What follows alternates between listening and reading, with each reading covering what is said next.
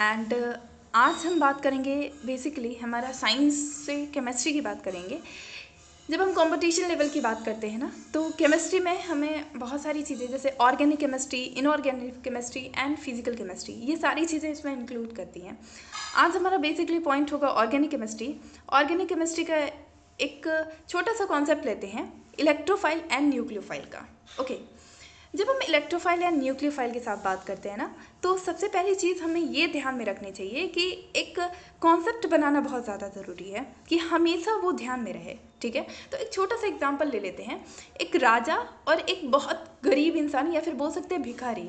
ठीक है, तो भिखारी को हमेशा चाहिए होता है और राजा क्या होता है, वो दूसरे को दे सकता है। Same process electrophile and nucleophile में भी लगती है। जब हम इलेक्ट्रोफाइल की बात करते हैं, इलेक्ट्रोफाइल हमेशा दूसरे से लेने की कोशिश करता है और जो न्यूक्लियोफाइल होता है ना साहब, वो हमेशा दूसरे को देने की कोशिश करता है।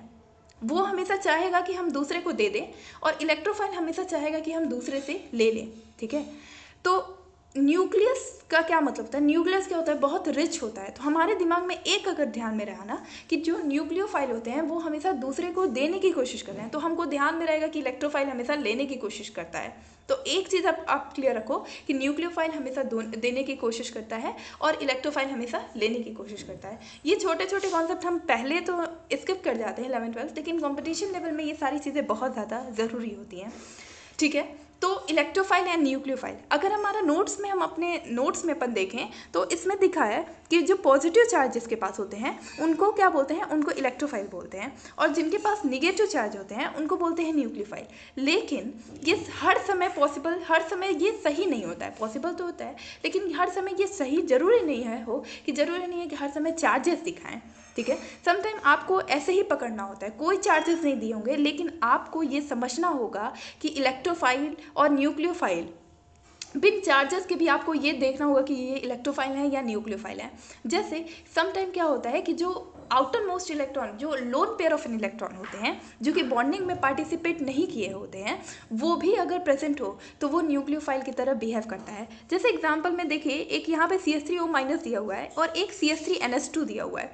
CH3NH2 के पास कोई चार्जेस नहीं है, लेकिन इसके पास lone pair of an electron है, तो ये क्या होगा, एक न्यूक्लियोफाइल की तरह काम कर रहा है। ठीक है, एक वर्क न्यूक्लियोफाइल की तरह दूसरे को देने के लिए ये पूरी तरीके से तत्पर है। ठीक है, लेकिन इलेक्ट्रोफाइल में क्या होता है, इलेक्ट्रोफाइल में भी सेम प्रोसेस कि जैसे SCHO है, इसके पास कोई पॉजिटिव चार्ज नहीं है, लेकिन इसको इलेक्ट्रॉन की ज़रूरत है, इसके पास इलेक्ट्रॉन की कमी है। तो सेम प्रोसेस आपको ये चीज़ एकदम ध्यान में रखनी होगी कि जो निगेटिव चार्ज है अगर प्रेजेंट है तब तो हम ध्यान में रखेंगे कि ये न्यूक्लियोफाइल की तरह काम करेंगे। अगर पॉजिटिव चार्ज हैं तो वो इलेक्ट्रोफाइल की तरह। लेकिन अगर कोई चार्जेस नहीं प्रेजेंट है, तो अगर loan pair of an electron है तो वो जो है वो न्यूक्लियोफाइल की तरह काम करेगा। अगर loan pair of an electron नहीं है, उसको इलेक्ट्रॉन की ज़रूरत है, तो वो जो है वो इलेक्ट्रोफाइल की तरह काम करेगा। ठीक है, तो इलेक्ट्रोफाइल आता है, एक न्यूक्लियोफाइल। ये एक बेसिक कॉन्सेप्ट है। जब आप ऑर्गेनिक केमिस्ट्री स्टार्ट करो, रिएक्शन मैकेनिज्म, GOC, तो ये चीज़ बहुत